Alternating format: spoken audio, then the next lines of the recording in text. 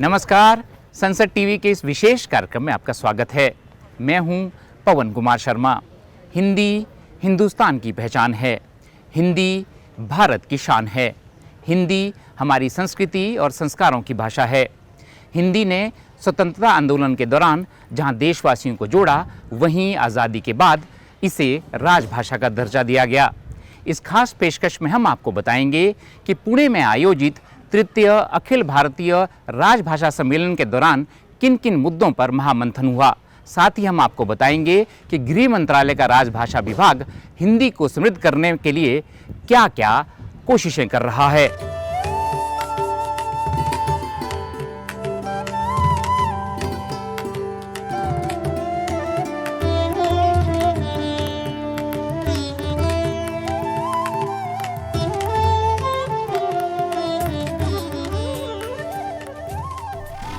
हिंदुस्तान के वासी हम, अभिमान हमारा हिंदी, सरल सुगम सहज सुलभ गुणगान हमारा हिंदी।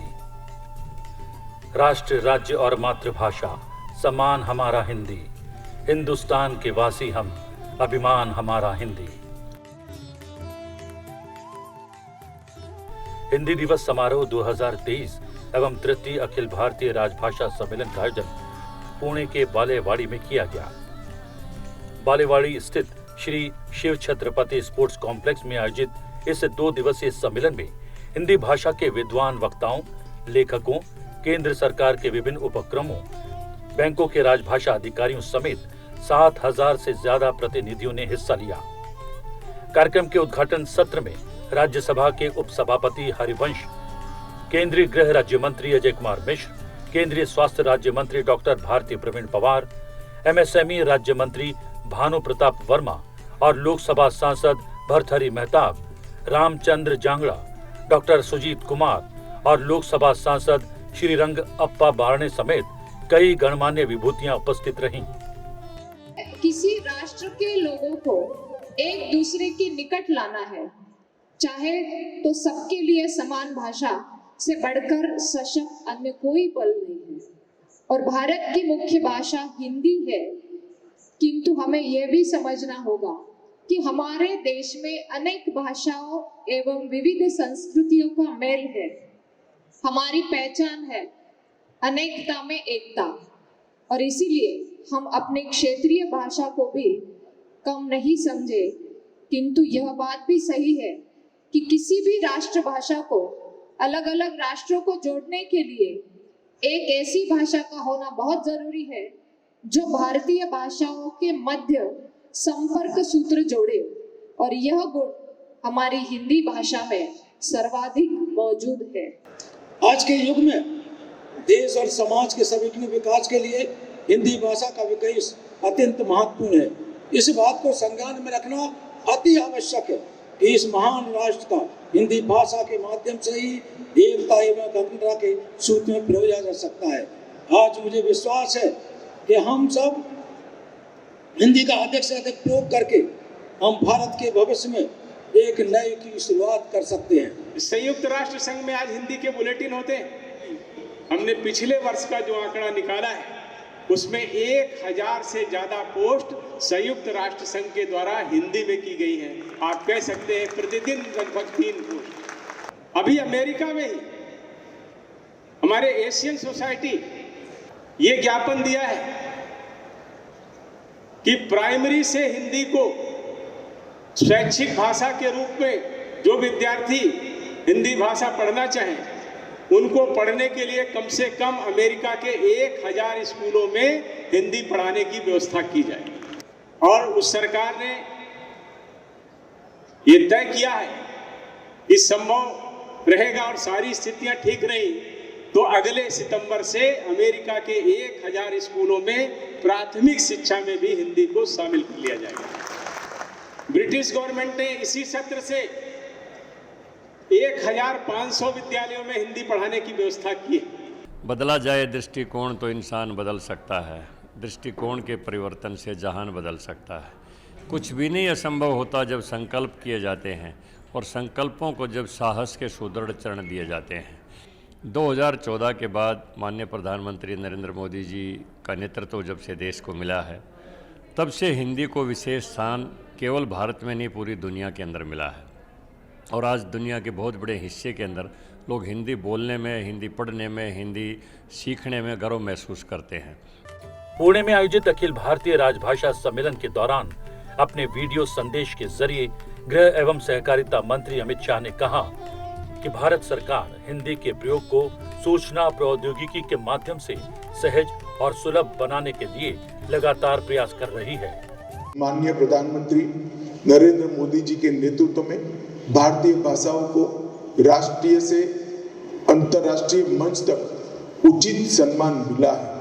गृह मंत्रालय का राजभाषा विभाग निरंतर प्रयत्नशील है कि सहज समान मीठी भारतीय भाषाओं को आधुनिक तकनीक के माध्यम से सार्वजनिक प्रशासन, शिक्षा और वैज्ञानिक प्रयोग के अनुकूल उपयोगी बनाई जा सके। माननीय प्रधानमंत्री जी के मार्गदर्शन में सरकार और जनता के बीच भारतीय भाषाओं में संवाद स्थापित कर जन कल्याणकारी योजनाओं को प्रभावी तौर पर लागू किया जा रहा है।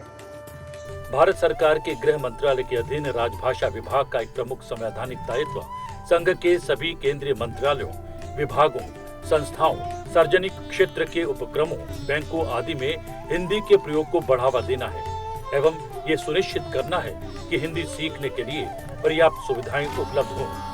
2021 से शुरू हुआ अखिल भारतीय राजभाषा सम्मेलन इसी दिशा में किया गया एक प्रयास है।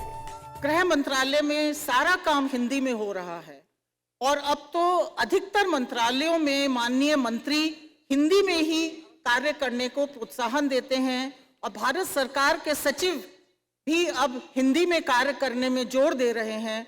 इस प्रकार से पिछले कुछ वर्षों में एक आमूलचूल परिवर्तन हम लोगों की सोच में आया है और यही बात मैंने बैंकों में और हमारे उपक्रमों में भी देखी है, जहां पे शीर्ष नेतृत्व अब राजभाषा में काम करने का और अपनी क्षेत्रीय भाषाओं को आगे बढ़ाने का प्रयास कर रहा है। हिंदी दुनिया की सबसे ज़्यादा बोले जाने वाली तीसरी भाषा है और इसके शब्द भंडार में लगातार विस्तार हो रहा है। हिंदी शब्द सिंधु के द्वितीय संस्करण में 3,51,000 शब्दों को शामिल किया गया है, जो इसके विस्तार को दर्शाता है।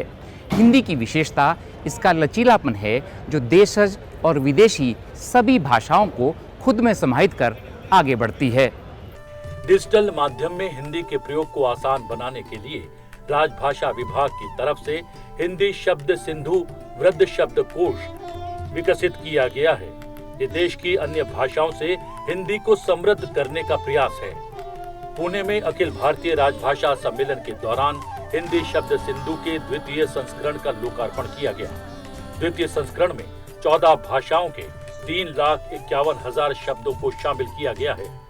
इसमें विभिन्न विषयों जनसंचार, आयुर्वेद, खेलकूद, अंतरिक्ष विज्ञान, भौतिकी, रसायन विज्ञान, जीव विज्ञान, वैमानिकी, कंप्यूटर विज्ञान, इलेक्ट्रॉनिक्स, भूगर्भ शास्त्र, मानविकी आदि से संबंधित शब्दावली के साथ साथ पारंपरिक शब्दावली को भी समाहित किया गया है। शब्दकोश में शब्द के अर्थ, पर्याय, प्रयोग, विलोम, मुहावरे और तत्संबंधी आवश्यक जानकारियां दी गई हैं। ये शब्दकोश पूरी तरह डिजिटल और खोजपरक है। सरकारी कामकाज में हिंदी का प्रयोग लगातार बढ़ रहा है। ई ऑफिस में जब से कंठस्थ 2 आया है, अनुवाद चुटकियों में होने लगा है। इसके साथ ही अनुवाद में कई स्टार्टअप भी शुरू हो गए हैं, जो क्षेत्रीय भाषाओं को आगे बढ़ाने में सहायक सिद्ध हो रहे हैं। राजभाषा विभाग ने ट्रांसलेशन मेमोरी अर्थात स्मृति पर आधारित अनुवाद करने में सहायता देने वाला कंठस्थ नाम का सॉफ्टवेयर सी-डेक पुणे के सहयोग से विकसित किया है। इसका बीटा संस्करण का लोकार्पण 2018 में मॉरिशस में किया गया था। 2022 में सूरत में हुए द्वितीय राजभाषा सम्मेलन के दौरान कंठस्थ 2.0 का लोकार्पण किया गया। पुणे में आयोजित तृतीय अखिल भारतीय राजभाषा सम्मेलन के दौरान कंठस्थ 2.0 का ई ऑफिस के साथ इंटीग्रेशन का लोकार्पण किया गया। इसके अद्यतन संस्करण में ई ऑफिस में अंग्रेजी से हिंदी अनुवाद अब बिल्कुल आसान हो गया है। इसके सॉफ्टवेयर में 50 लाख से ज्यादा वाक्यांश हैं, जो तुरंत मशीनी अनुवाद उपलब्ध करवाएंगे। सरकारी कामकाज में हिंदी भाषा को बढ़ावा देने की दिशा में ये क्रांतिकारी तकनीकी कदम है। राजभाषा विभाग हर वर्ष राजभाषा कीर्ति पुरस्कार एवं राजभाषा गौरव पुरस्कार प्रदान करता है। राजभाषा कीर्ति पुरस्कार राजभाषा के क्षेत्र में दिया जाने वाला सर्वोच्च पुरस्कार है। वर्ष 2022-23 की संशोधित योजना के तहत अब ये पुरस्कार 5 श्रेणियों में दिया जा रहा है। इनमें मंत्रालय, विभाग, सार्वजनिक क्षेत्र के उपक्रम, बोर्ड, स्वायत्त निकाय, ट्रस्ट, राष्ट्रीयकृत बैंक और हिंदी गृह पत्रिका शामिल हैं। पुणे में आयोजित तृतीय अखिल भारतीय राजभाषा सम्मेलन के दौरान सभी 5 श्रेणियों में प्रथम, द्वितीय एवं तृतीय पुरस्कार प्रदान किए गए। राजभाषा गौरव पुरस्कार हिंदी में मौलिक पुस्तक लेखन हेतु प्रदान किया जाता है। वर्ष 2022-23 की संशोधित योजना के तहत अब ये पुरस्कार 4 श्रेणियों में दिया जाता है। इनमें ज्ञान विज्ञान संबंधी मौलिक लेखन, न्यायपालिका विज्ञान, पुलिस प्रशासन, अपराध शास्त्र अनुसंधान पर मौलिक लेखन, संस्कृति, धर्म, कला और धरोहर पर मौलिक लेखन एवं विधि क्षेत्र में मौलिक पुस्तक लेखन शामिल हैं। पुणे में आयोजित तृतीय अखिल भारतीय राजभाषा सम्मेलन के दौरान राजभाषा गौरव पुरस्कारों की 4 श्रेणियों के तहत पुरस्कार प्रदान किए गए। हिंदी की मांग देश दुनिया में लगातार बढ़ती जा रही है। अगर हिंदी व्याकरण पर आपकी अच्छी पकड़ है, आपके पास अच्छे शब्द हैं, आप आकर्षक शैली में लिखना जानते हैं, तो भाषा में करियर के कई विकल्प मौजूद हैं। इनमें राजभाषा अधिकारी, हिंदी पत्रकारिता, कंटेंट राइटर और editor, translator, interpretation, voice over artist, Hindi stenographer, speech writer, उपन्यासकार और लेखक, हिंदी टीचर, कवि, भाषा प्रशिक्षक, पटकथा लेखक और डिजिटल मार्केटिंग शामिल है। तृतीय अखिल भारतीय राजभाषा सम्मेलन के दौरान आयोजित विभिन्न सत्रों में हिंदी की दशा और दिशा पर मंथन हुआ। विकसित भारत के निर्माण में हिंदी की भूमिका, मीडिया में हिंदी की भूमिका, रोजगार परक हिंदी, सिनेमा और हिंदी तथा सर्वसमावेशी हिंदी जैसे ज्वलंत मुद्दों पर विस्तार से चर्चा हुई, जिसका फायदा यहाँ मौजूद सभी हिंदी प्रेमियों ने लिया। पुणे में 2 दिन तक चले अखिल भारतीय राजभाषा सम्मेलन के दौरान विभिन्न सत्रों का आयोजन किया गया। राजभाषा एक्ट 2047 विकसित भारत का भाषाई परिदृश्य विषय पर आयोजित सत्र में राज्यसभा के उपसभापति हरिवंश, राज्यसभा सांसद राकेश सिन्हा, राज्यसभा सांसद सुजीत कुमार और वैज्ञानिक एवं तकनीकी शब्दावली आयोग के अध्यक्ष प्रोफेसर गिरीश नाथ झा ने अपने अपने विचार साझा किए। शिक्षा और टेक्नोलॉजी, विकसित भारत 2047 में भारत, विकसित भारत में हिंदी का क्या स्वरूप रहेगा, इस विषय को ये बहुत ही सुंदर एवं कल्पनात्मक विषय है। क्योंकि हम सभी जानते हैं आर्टिफिशियल इंटेलिजेंस अब हमारे जीवन की हर क्षेत्र में, हर पहलू में वो अभी जगह बना चुकी है। तो ये बहुत सारे संभावनाओं को लेके आती है। स्कूली शिक्षा 270 मातृभाषाओं में करते हैं, जैसा कि हमारी शिक्षा नीति कहती है, और उच्च शिक्षा 22 भाषाओं में करते हैं। तो टेक्नोलॉजी चाहिए होगी, कृत्रिम मेधा की आवश्यकता पड़ेगी। तो मानवीय प्रयासों के साथ साथ हमें एआई की मदद लेनी पड़ेगी। एआई की मदद कैसे लेंगे वो मैं बताऊंगा थोड़ा विस्तार से। 2 प्रकार की एआई आधारित तकनीक हमें विकास करना पड़ेगा। एआई आधारित तकनीकियां 2 तरह की करनी पड़ेंगी, एक शैक्षणिक प्रौद्योगिकी, दूसरा भाषा प्रौद्योगिकी। जो सबसे महत्वपूर्ण कारण होता है भाषा और संस्कृति के विकास का, वह अपने बीच में जो साधक होते हैं, उन साधकों के कारण ही भाषा की श्रेष्ठता स्थापित होती है। चाहे राज्य जितना प्रयास कर ले, भाषा बोलने वाले जितनी अपनी भाषा की प्रशंसा कर लें, लेकिन जब तक साधकों की निरंतरता नहीं रहेगी, कोई भाषा अपनी उच्चता को, शिखर को, श्रेष्ठता को और स्वीकार्यता के लक्ष्य को प्राप्त नहीं कर सकता। विश्व इकोनॉमिक फोरम दुनिया की ताकतवर भाषाओं को लेकर एक रिपोर्ट तैयार करती है, पावर लैंग्वेज इंडेक्स। इस रिपोर्ट का अनुमान है कि 2050 तक आर्थिक अवसरों के लिए चौथी सबसे शक्तिशाली भाषा हिंदी होगी। भाषाविदों के अनुसार हिंदी दुनिया की तेजी से बढ़ने वाली भाषाओं में से एक है। देशज प्रतिभाओं का प्रस्फुटन का युग आपके दरवाजे पर दस्तक दे रहा है। माननीय प्रधानमंत्री जी की पहल पर इंजीनियरिंग और मेडिकल के पाठ्यक्रमों को 10 भाषाओं में शुरू किया गया है। जल्द ही ये सभी भारतीय भाषाओं में उपलब्ध होंगे। वह क्षण भारतीय भाषाओं और राजभाषा के उदय की शुरुआत का क्षण होगा। हमेशा ध्यान रखिए कि हिंदी और भारतीय भाषाएं एक हैं। यह अंग्रेजी के माध्यम से एक दूसरे को न जाने, वो बुनियाद, वो नींव रखी जा चुकी है इस मुल्क में। भारतीय भाषाओं के प्रोत्साहन देने से ही सारी भाषाएं और हिंदी भी मजबूत होगी। हिंदी के विकास में मीडिया की भूमिका विषय पर आयोजित सत्र में सिनेमा, OTT, सीरियल्स, अखबार, इलेक्ट्रॉनिक मीडिया और सोशल मीडिया में हिंदी के बढ़ते प्रयोग पर चर्चा की गई। जिन प्रांतों के लोग अपनी अपनी भाषाओं के सिवाय अतिरिक्त हिंदी भी बोलते हैं, वो सारे के सारे रूप हमें फेसबुक पर देखने को मिलते हैं। वो सारे के सारे रूप हमें इंस्टाग्राम में मिलते हैं, वो सब हमें ट्विटर में मिलते हैं। तो मैं समझता हूँ कि ये हिंदी की जिसमें बोलियां भी आ जाती हैं, वो बोलियां भी आ जाती हैं, उनके शब्द भी इसमें आते हैं और विदेशी भाषाओं के शब्द भी इसमें आ जाते हैं। तो मैं समझता हूँ कि जो, जैसे मैंने पहले कहा भी था कि फिलोलॉजी या लिंग्विस्टिक्स की दृष्टि से ये भाषा का विकास होता है, ये भाषा की प्रगति होती है। हिंदी के परिप्रेक्ष्य में रोजगार के बढ़ते अवसर विषय पर आयोजित सत्र में युवा अधिकारियों ने हिस्सा लिया। इस सत्र की विशेष बात ये रही कि मंच पर वो व्यक्तित्व उपस्थित थे जिनकी पहचान हिंदी के कारण है। आज के वैश्वीकरण उदारीकरण के युग में एक कॉन्सेप्ट बड़ा चल रहा है कि इमोशनल मार्केटिंग, कि कंपनियां अपने उत्पाद नहीं बेचती, वे भाव बेचती हैं। एक प्रसिद्ध चाय कंपनी है जो कुल्हड़ में चाय बेचने की प्रथा उन्होंने शुरू की और कहा कि कुल्हड़ में चाय पियोगे तो देश की मिट्टी को चूमने का अवसर मिलेगा।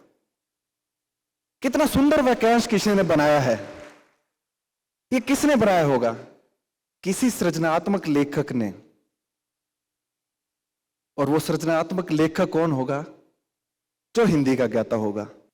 ईश्वर अल्लाह राम लिखा, ईसा रब सतनाम लिखा, हर बच्चे ने हर अक्षर से तुझको ही प्रणाम लिखा, और शर्त लगी जब सारी दुनिया एक शब्द में लिखने की, सबने सब दुनिया लिख डाली, मैंने मां का नाम लिखा।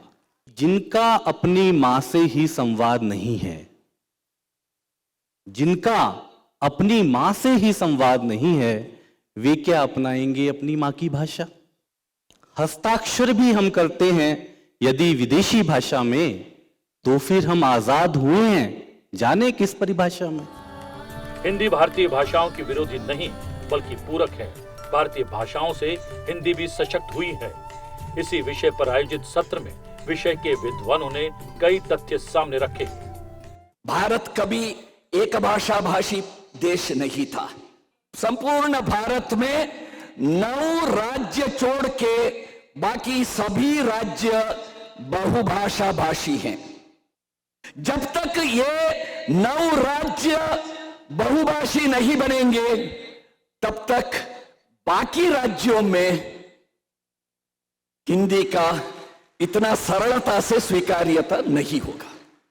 तो हमें और एक भाषा सीखना चाहिए और पूरे देश में इस प्रकार के बहुभाषिकता का और एक भारतीय भाषा सीखने का एक वातावरण निर्माण करना चाहिए, माहौल।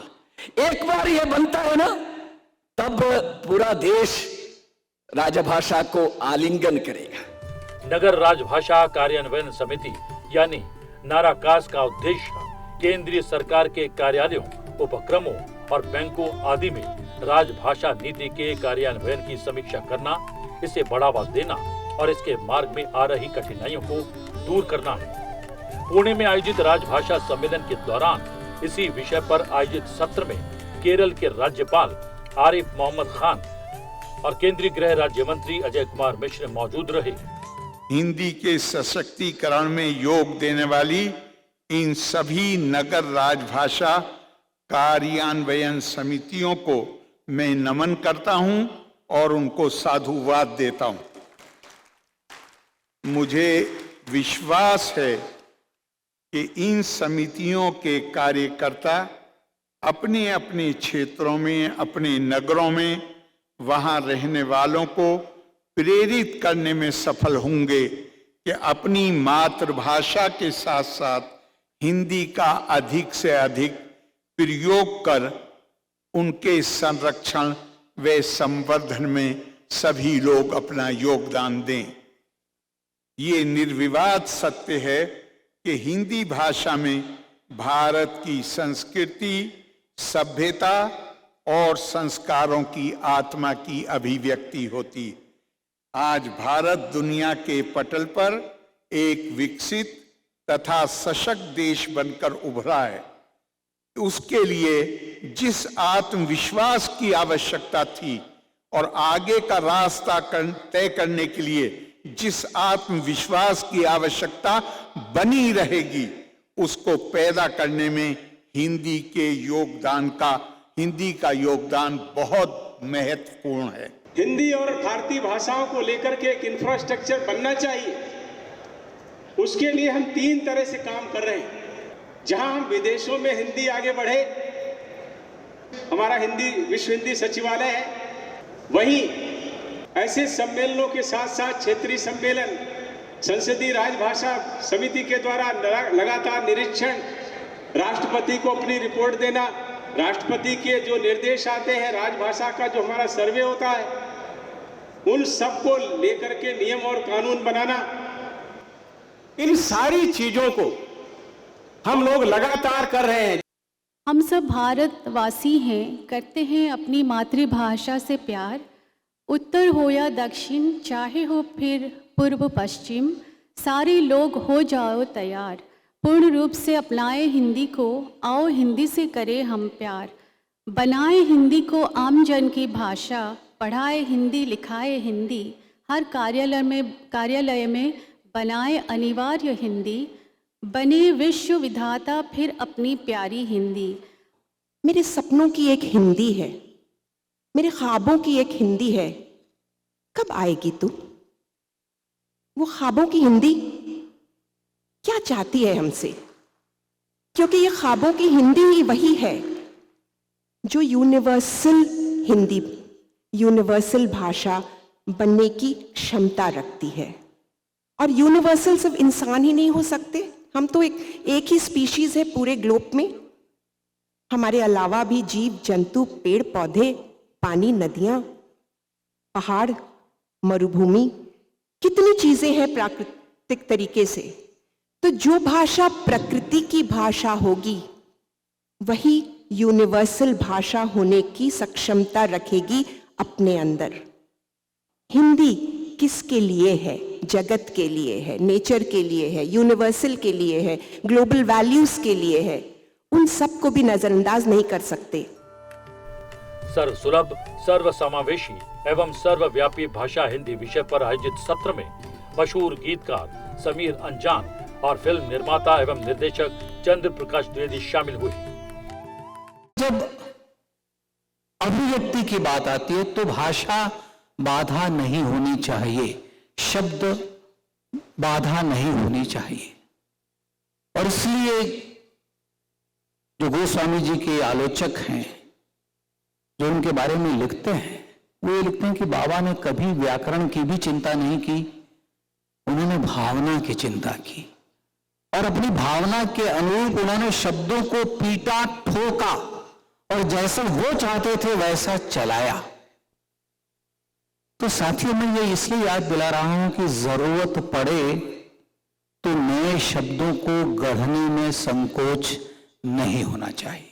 आने वाले कुछ सालों में जिस तरह से भारत का भविष्य दिख रहा है, उतना ही उज्जवल मुझे हिंदी का भविष्य दिख रहा है। और जितनी कोशिश सरकार की तरफ से हो रही है, अब मैं आपसे आखिर में केवल यही कहना चाह रहा हूं कि जितनी कोशिश सरकार की तरफ से हो रही है, उनके लोगों की तरफ से हो रही है, उतनी ही हमको करनी है। अगर हमारा भी योगदान उतना ही होगा तो इस बात की पूरी तरह से मैं आपको गारंटी दे सकता हूं कि अब हिंदी किसी के रोकने से रुकने वाली नहीं है। तृतीय अखिल भारतीय राजभाषा सम्मेलन का अंतिम सत्र भारतीय सिनेमा और हिंदी पर केंद्रित था। इस सत्र में वरिष्ठ साहित्यकार आलोक श्रीवास्तव ने जाने माने फिल्म अभिनेता आशुतोष राणा से बातचीत की। हिंदी प्रेमी, कवि और कई पुस्तकों के लेखक आशुतोष राणा ने इस अवसर पर अपने काव्य पाठ से समा बांध दिया। क्या कहते हो मेरे भारत से चीनी टकराएंगे, अरे चीनी को तो हम पानी में घोल घोल पी जाएंगे। वह बर्बर था, वह अशुद्ध था, हमने उसको शुद्ध किया। वह बर्बर था, वह अशुद्ध था, हमने उसको शुद्ध किया। हमने उसको बुद्ध दिया था, उसने हमको युद्ध दिया। आज बना फिर कफन शीश पर, जिसको आना है आ जाओ। चाऊ माऊ चीनी मीनी जिसमें दम हो टकराओ, जिसके केसर से बनता है रण का केसरिया बाना। ओ कश्मीर हड़पने वालों, कान खोल सुनते जाना। भारत के केसर की कीमत तो केवल सर है, और कोहिनूर की कीमत जूते 5 अजर अमर है। रण के खेतों में छाएगा जब अमर मृत्यु का सन्नाटा। लाशों की जब रोटी होगी और बारूदों का आटा, सनसन करते वीर चलेंगे जो फामी से फन वाला। और फिर चाहे पेकिंग वाला हो या रावलपिंडी वाला, जो हमसे टकराएगा वो चूर चूर हो जाएगा। इस मिट्टी को छूने वाला मिट्टी में मिल जाएगा। मैं घर घर में इंकलाब की आग लगाने आया हूं। हे भारत के राम जगो, मैं तुम्हें जगाने आया। इस तरह के उत्सव जो महोत्सव में परिवर्तित हो जाएं, वो बहुत ज़रूरी है। दूसरा, एक बहुत बड़ी ताकत इन दिनों काम कर रही है समाज में, वो है सोशल मीडिया। उसका जितना ज़्यादा सकारात्मक प्रयोग हो सके, पॉजिटिव उसका वो हो सके, मुझे लगता है कि वो हिंदी के विस्तार में, विकास में, उसकी प्रगति में अधिक कारगर हो सकता है। आप सबकी उपस्थिति के लिए आपका हार्दिक धन्यवाद। आज इस आयोजन के शुभ अवसर पर यहाँ उपस्थित सभी माननीय सांसदगण, महाराष्ट्र सरकार के माननीय मंत्रीगण, विधायकगण, महाराष्ट्र सरकार के सभी अधिकारीगण और संघ की राजभाषा नीति के कार्यान्वयन के कार्य देख रहे सभी राजभाषा कर्मियों और देश के विभिन्न भागों से आए सभी हिंदी सेवियों, साहित्यकारों, भाषाविदों का हार्दिक धन्यवाद करती हूँ। आप सभी विद्वानों ने हमारे आमंत्रण को स्वीकार किया और अपनी उपस्थिति से हमारे कार्यक्रम को सार्थक बनाया। इसके लिए राजभाषा विभाग आप सबका अत्यंत आभारी है।